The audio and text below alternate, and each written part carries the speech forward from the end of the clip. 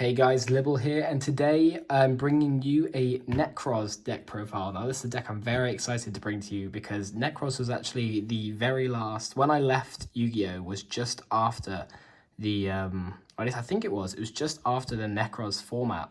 And back then I was quite young, so I never actually had the money to play Nekroz. I think I borrowed the deck off of some of my mates at the locals, but I never actually got to play the deck, and I loved using it on Dueling Network a lot. I just could never use it in tournaments, obviously. But then I found that then, obviously, as of the new ban list, Nekroz Unicorn got put to 3. So something I'm really, really excited to see, because when I first came back to Yu-Gi-Oh! I kind of tried to come back about half a year ago. I saw they were all reprinted, so I picked them up at the time. And just because obviously they were very cheap. So I picked them up, tried to play the Incantation engine, but it kind of never, obviously it was never the same as old Nekroz. But now it is basically old Nekroz, except in a format where it's turbo. And I've played this deck, I tested this deck against Orcus most of the time, so if you want to go see the build that I've played against, or at least the player's channel, will be Nasoa. He's a very, very good Orcus player, and one of my close personal friends. But yeah, basically I just wanted to bring you my Nekroz list as it stands at the moment with this current ban list, obviously everything being at full power. I just want to go over, basically I don't think the deck is ever going to be back where it used to be.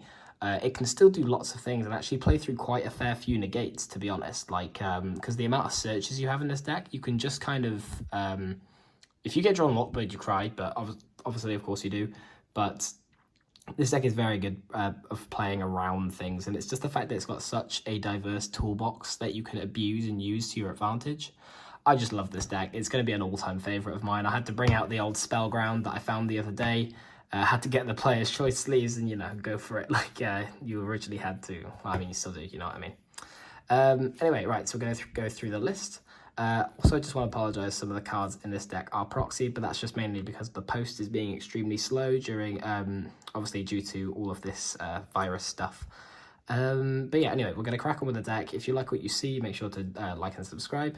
And anyway, to kick the deck off, we're playing the 3 Brionac, obviously the best card in the deck, the Searcher. Or, well, you could say it's the best card of the deck. It's just a very, very integral search part of the deck. Also with this effect allowing to bounce 2 back to the hand. If you don't know what this deck does, I'll quickly overview the effects. Like if you, for example, if you're a more new player and you weren't ever in the Nekroz format, yeah, I'll just go through it quickly. And then the cards that finally got brought back, finally, Nekroz Unicorn. So this card's absolutely amazing, obviously, because it is a skill drain. So any card that's special summoned from the extra deck, it negates their effects. And then also, if it's in your hand, you can discard it and add a Nekroz from your grave to the hand. So it's just absolutely bonkers. So yeah, it's just bonkers. I love this card. Then we play the 2 Trishula. So this card's fantastic as well. So its effect, you get to banish one card from your opponent's hand, 1 card from the field, and 1 card from their graveyard. The best thing about Trish is that she doesn't target. So your opponent can't, for example, say, oh, I'm gonna get rid of this card, and they go no, and it's like, oh, but it doesn't target, so you can't stop me. So it's insane. Also, when it's in your hand, you can discard it, target a Nekroz monster on your field, and then it can't be destroyed by, it can't be targeted by card effects. So that's really good as well. Then you play the double Valk. So you want to end all of your combo hands with Valk in the hand. So this effect basically lets you, if your opponent declares an attack, you can discard Valk and then banish a Nekroz card from your graveyard, and then you can negate the attack and end the battle phase. And then when it's on the field, you can tribute 2 monsters from your hand or field, and then you can draw 2 cards. Or you draw however many cards 2 monsters you tributed. So if you tributed 1, you draw 1. Then the next card we play, so kind of the opposite of Brio. So Brio allows you to search monsters, ritual monsters. Oh no, sorry, Nekroz monsters. And Klaus allows you to search the Nekroz spell cards, so the ritual spells. So, and then the last Nekroz we play is the Gungnir. I really like Gungnir. So you can discard it, target one of your Nekroz, and it can't be destroyed by battle or by card effect for the rest of the turn, which is dope. And then when it's on field, during either player's turn, you can discard one Nekroz card and then target one card on the field. So it's like a, what's it called? Zodiac Trident, I think. So it's basically kind of like that effect, so you don't have to detach. Well, you ditch one from hand as well. So it's a little bit worse, but it's the same kind of effect. So that wraps it up for the ritual monsters. As you can see, I'm playing quite a big lineup. People, quite a lot of the time I've seen, only playing the one Valk and maybe the one Trish. I don't agree with that. You should be doubling up on those cards because you want them in hand, realistically. Because if you have them, like, you can search them with Brio and pretty much every other card in the deck. But it's like, if you have them in hand, it just skips out that step, and it means you can use your Brio and stuff for other searches. Then for the monsters, we play the 3 Manju. It's a great card, so we play it in the deck.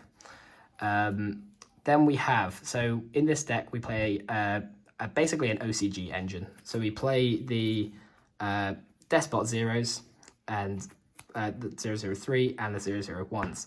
So there is an absolutely bonkers combo that this deck can do. And basically, from just one single Despot 3, you go +7. So you draw 3 cards, and then you have like 4 monsters on field. It is just stupid. So we play 3 of this and 1 of this, 2 of this, just because we don't want to be drawing this card, and we need to for the combo. If not, I'd put it at 1, basically. Okay, so we have that, and then we have the 2 Shrit. Amazing, absolutely amazing. So when it's used for a ritual summon, you can, when it's used for a ritual summon, you can add any Nekroz card to hand, so it's a great card. Then we play the Cult Wing and 1 copy of Nibiru. So with this +7 combo I was talking about, you get to add a Nibiru to hand, and it's all thanks to Cult Wing, pretty much. So yeah, Cult Wing's a great card. Then moving on to the spells, we play the 3 Preparation of Rites. So a great card, so we play it in the deck. It's a +1 if you're not using it on your opening turn, basically, or if you haven't used a ritual spell yet, because it lets you add a level 7 to hand and then add a ritual spell from grave to hand, so it's a +1. So that's why you play that in the deck. Then we play 3 Pot of Extravagance. Yeah, the reason I'm proxying this card is mostly because it's being reprinted in Toon Chaos set, so I'm not going to shell out the £40 for that if it's going to be reprinted anyway. Great card in this deck, so you don't really need the extra deck. The only time you need the extra deck is if you use the Despots. But if you, for example, if you don't draw into the Despots immediately and you draw this instead, you just pop it. Like, there's no point trying to hold on to it. Just use it because you're trying to win the duel. You're not trying to stall out, basically. Then for the Nekroz spells, we play the 2 Mirror, the 2 Kaleido, and we play the 2 Cycle. Now, a lot of people only play 1 Cycle, but I really like it. I just like the 2/2/2 in this deck, to be honest. It gives you just enough spells so that you don't overdraw them. You can search them perfectly, and the fact that Cycle is reprinted in secret really makes me happy, because this was a rare when it first came out, and these 2 were secrets, and it was off, and it annoyed me. But it's all good now, so it's very, very good. Then for the last 3 cards, we play a Monster Reborn, a Rota, and an Upstart. So very, very simple kind of standard main deck, apart from obviously the Mecha Phantom Beast and Despot engine. We're going to move on to the extra deck now. So we play the 3 Herald of Arclight, you've got to, and then we play the 1 Armory Arm. So the only reason I'm playing the copy of Armory Arm is because I'm trying to look for a different level 4 synchro target. I just kind of had this one lying about, so I started using it. But yeah, pretty much you just need any level 4 synchro that can be summoned generically. So just by just tuner. That's all you need, really. And then for the last 2 synchro monsters, we play the Frame Lord Omega. Sorry, I can't get my words out. And the Quasar. So the Quasar is just so that you can, with Kaleidoscope, you can send a Quasar, and I believe you can send out or level 12 worth of monsters.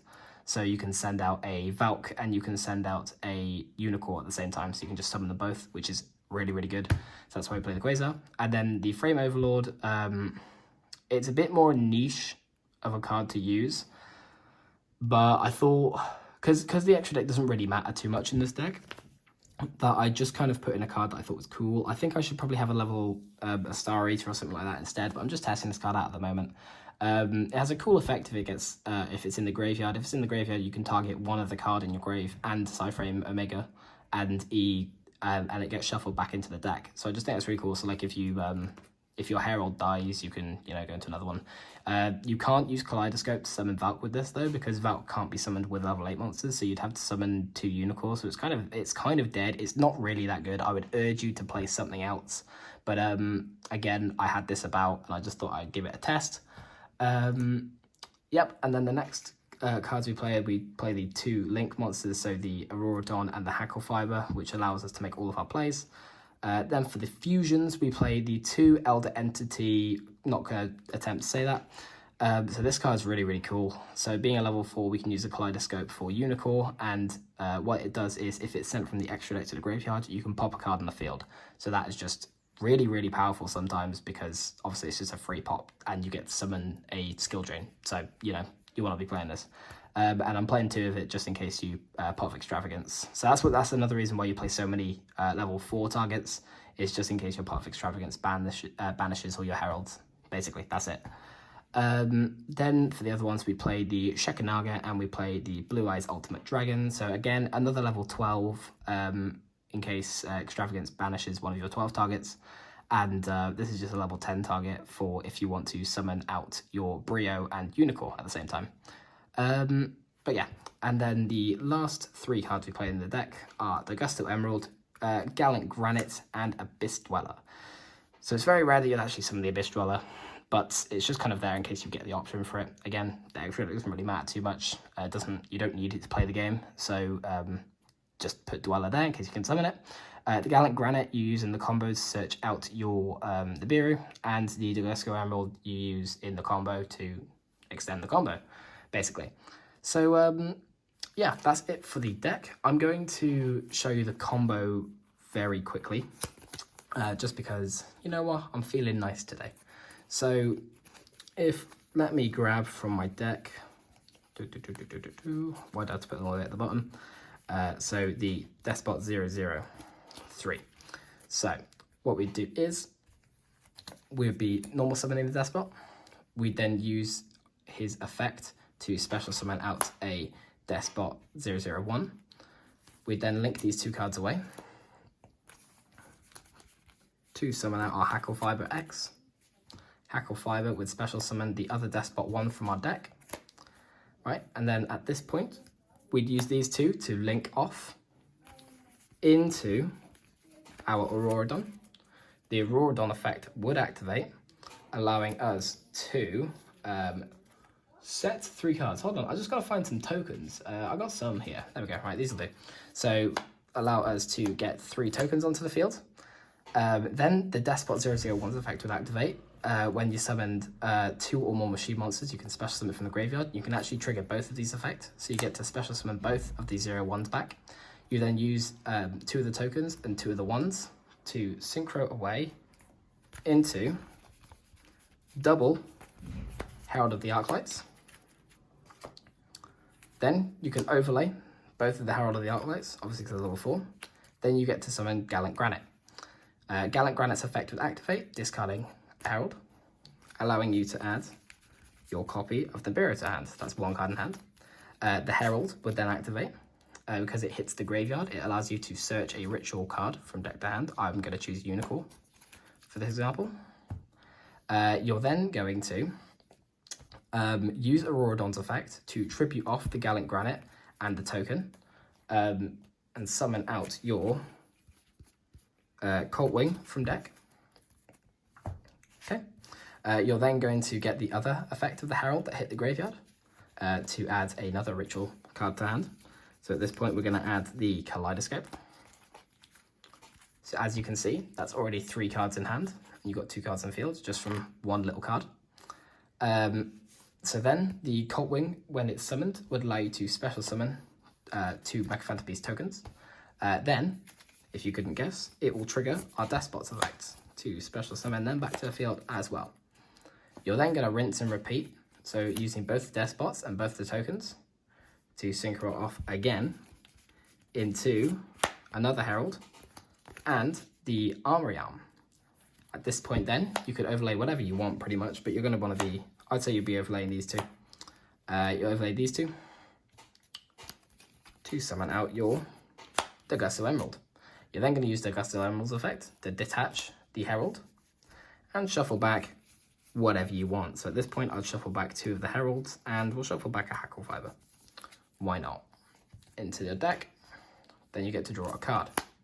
So at this point, look, so that's what I've drawn off of this hand. So you have this field, and then you're in a position where you can do whatever the hell you want. So you can use Kaleidoscope then to, yes, Herald isn't once per turn, and it's amazing. You can get rid of Herald, special summon out the Unicorn from your hand, use the Herald's effect to add another card to hand. So at this point, I probably add the Brionac, and then I discard the Brionac to add as a Valkyrie, Valkyrus, whatever you want to call it. Okay, and that's probably where I would leave my hand. So this is what I mean by a +7. So you have 4 cards on field and 3 cards in hand. So this is a little bit broken because you've obviously got the Unicorn, so that will negate all of their effects. If they try and attack over it, you've got a Valk. If they try and out-summon you somehow, like if they're playing Adamantipator, you can Ibera them. So yeah, you've got like just one Despot 3 makes an absolutely stupid field that shouldn't be doable in Yu-Gi-Oh! But at the moment, you know, with Auroradon, pretty much with Auroradon and Needle Fiber, they are breaking the game, as we've discussed multiple times on this channel, but we're not going to complain because it means we get to play our favourite decks. Anyway, yeah, that has been my Nekroz deck profile. Usually don't do this kind of thing on Friday, but I didn't really want to do another test hands with the Salamangreats because you've already seen that, you already know how to play. If you haven't seen that, go back and check out my other video that I did. It's the second video I ever uploaded, actually. But if you want to see me do some more test hands with this deck, I can upload that on Monday. I'm also currently fiddling with an Adamantipator list that I'll bring to you guys probably in a week, maybe, just so I can get everything finalized on that. And then the last thing is that I'm taking part in a tournament soon. I think my deck has to be in by Friday. Basically what's happened is I entered a draw. This tournament has a little bit of a spin on it. It's for friendlies. And everybody's been given a random letter of the alphabet. And then you have to make a rogue/casual deck with that letter. So I've been given the letter Z, which is terrible. But I've decided to play Zodiac. So I'm also going to probably bring you a deck profile of that and just kind of do like a tournament bring you some recordings of me playing and stuff like that. But yeah, anyway, thank you very much for watching. If you've got to the end of this video, I know it's been a kind of a longer one like usual. If you've enjoyed the video, like, subscribe, and I'll see you in the next video. Thank you very much, guys. Peace out.